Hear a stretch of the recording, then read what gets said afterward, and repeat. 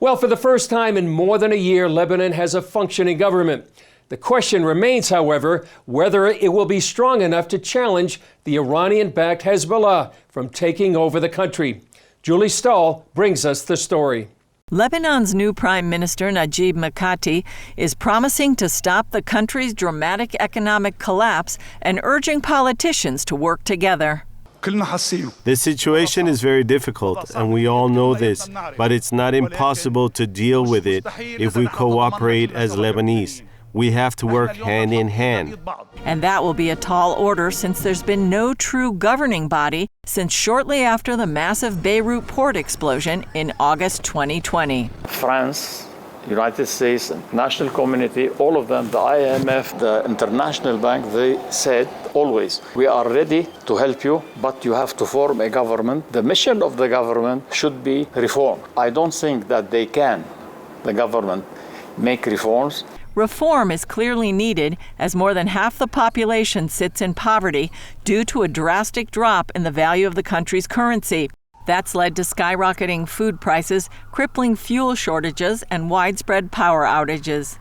While a lack of government is part of Lebanon's woes, there's more behind it. We are watching Hezbollah. Lebanon is not a failed state, but a fake state. It's an illusionary facade of a legitimate government. Reserve Brigadier General Asaf Orion sees the new government as a puppet that allows Hezbollah to tighten its grip on the country. They are running the show. They allow legitimate veneer of Christians, Sunnis, and others to take part in this facade. And as long as the world buys it and keeps on paying, it will keep on rolling. Orion says the West needs to learn from Afghanistan, where for decades the U.S. supported the local government that was then overrun by the Taliban before the Americans even left. Political realities can't be wished into reality. Designate Hezbollah as a terror organization, sanction it, fight it across the whole of government, financially, legally, politically, and if needed, militarily, and recognize reality for what it is. For Israel, the threat is huge. Hezbollah is also the severest military threat to Israel on its borders. The potential for the severest war in the region is between Israel and Hezbollah.